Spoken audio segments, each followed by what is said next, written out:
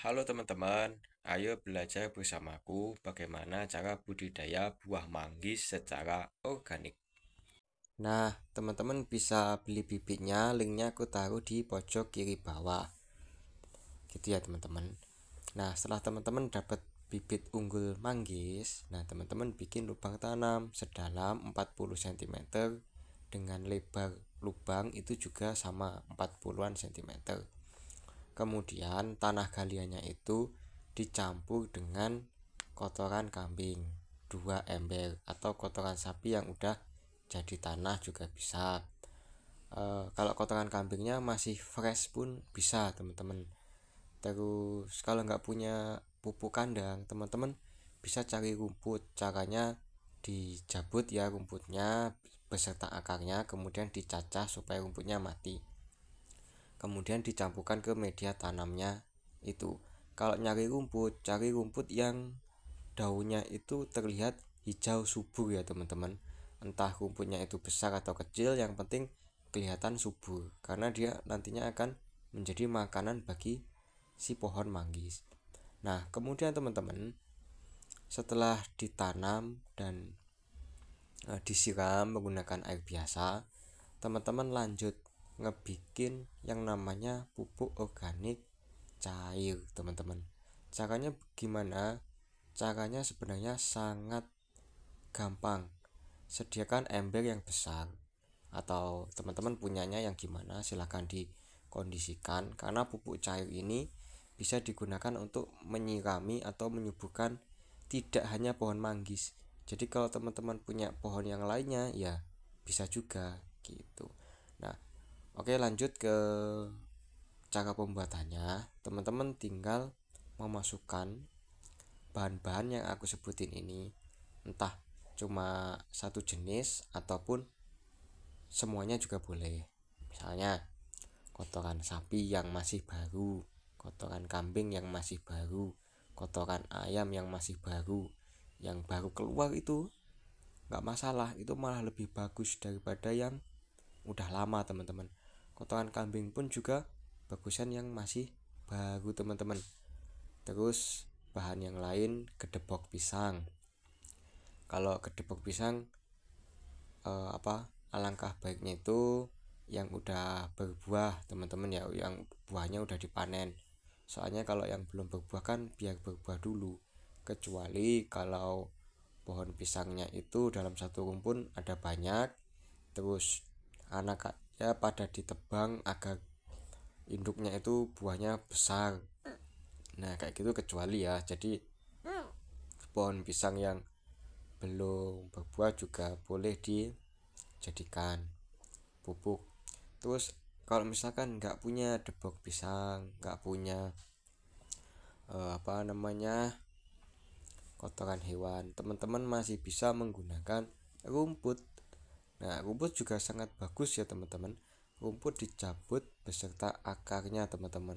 Cabutin, nggak perlu dicacah ya kalau rumput. Dimasukin ke dalam ember, dipadatkan. Ya padatnya pakai tangan aja, jadi ya semaksimal mungkin aja gitu. Nggak perlu pakai mesin atau pakai kayu, nanti embernya malah pecah. Dipadatkan, kemudian teman-teman isi dengan airnya. Ini juga bebas ya teman-teman. Contohnya yang kita manfaatin tuh kalau misalkan masak sop kemudian gak habis, nah itu air yang mengandung garam, mengandung eh, penyedap masakan, ada sayurnya, itu dimasukin ke situ juga nggak apa-apa beserta airnya.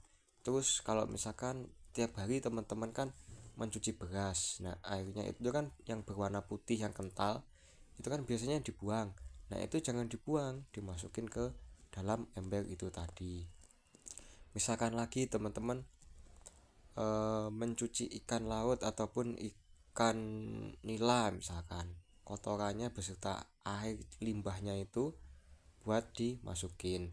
Terus misalkan lagi teman-teman merebus kentang, teman-teman merebus ketupat, nah itu kan teman-teman merebus ketela.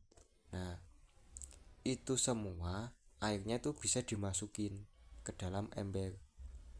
untuk membuat pupuk organik cair buat nambah-nambah nutrisi. Terus bagaimana kalau misalkan kurang, ya kan? Kalau misalkan kurang atau nggak punya nih, misalkan ya nggak punya ataupun kurang, ditambahnya dari mana? Ditambahnya dari air biasa, ditambah air biasa juga bisa teman-teman ya. Bahkan kalau teman-teman itu nemu bangkai tikus, bangkai ular, itu kan haram ya, maksudnya dimakan haram, itu bisa dijadikan pupuk, dimasukin ke tong itu tadi atau ember besar itu tadi. Darah pun juga bisa teman-teman, darah hasil pemotongan ayam itu kan nggak boleh dimakan, itu kan haram ya. Kalau dijadiin pupuk itu boleh dengan cara dimasukin ke situ. Nah setelah itu ditutup rapat. Ditutup rapat ini fungsinya biar tidak apa ya, kemasukan air hujan. Soalnya kalau nanti kemasukan air hujan kan air hasil fermentasinya itu tumpah-tumpah dan hanyut terbawa air, jadinya berkurang kan, hilang kan. Nah gitu. Selain itu dia juga mencegah supaya pupuk organik cairnya itu tidak dijadikan sarang nyamuk. Soalnya nyamuk itu sangat suka dengan cairan yang bernutrisi gitu teman-teman. Nutrisinya itu organik, ini bagus banget untuk kesuburan tanah. Terus ada juga lalat ya, lalat juga bisa bertelur di situ meskipun ada cairannya, ada airnya. lelep lelep Lalat juga tetap bisa bertelur kalau dibuka ya. Kalau misalkan nggak sengaja ada belatungnya, belatungnya itu bisa buat pakan ikan ataupun ayam, dan itu sama sekali tidak beracun teman-teman. Malah bagus kalau bisa memanfaatkan itu. Nanti kan ayamnya makan belatung, ayamnya buang kotoran, kotorannya dimasukin lagi ke dalam ember. Nah setelah ditutup dan ditunggu, nggak usah ditunggu juga sih, dibiarin aja gitu selama 1 minggu, itu insya Allah bahan organiknya itu akan hancur teman-teman, menyisakan ampasnya saja. Nah teman-teman, yang kita manfaatkan itu adalah airnya teman-teman.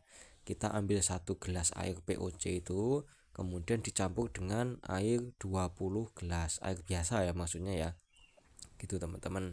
Terus diaduk merata, digunakan untuk menyirami pohon manggis. Yang disiram jangan cuma media tanamnya teman-teman, jangan cuma tanah yang di sekeliling, tapi juga pangkal pohonnya teman-teman. Jangan takut mati ya teman-teman pohonnya. Karena apa? Dosis 1:20 itu udah sangat ideal untuk tanaman. Insya Allah untuk tanaman apapun itu tidak overdosis teman-teman.